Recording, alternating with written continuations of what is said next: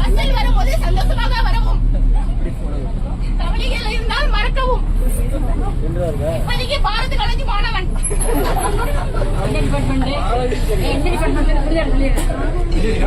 ஐயோ லாக்கடா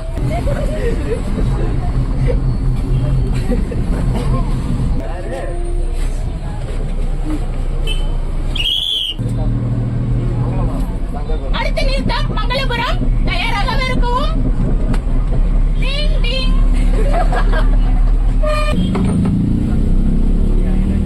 பள்ளி மாணவன் இறந்து கொண்டு போகிறான். தம்பி பாய். படியில் நினைக்கிறத தம்பி, நல்லா படிடா. இயேசு நாமத்தின் பிதாவே ஆமென். அடுத்த நிலையம் ஈஸ்வரி நகர். படியில் பயணம், புலியில் மரணம்.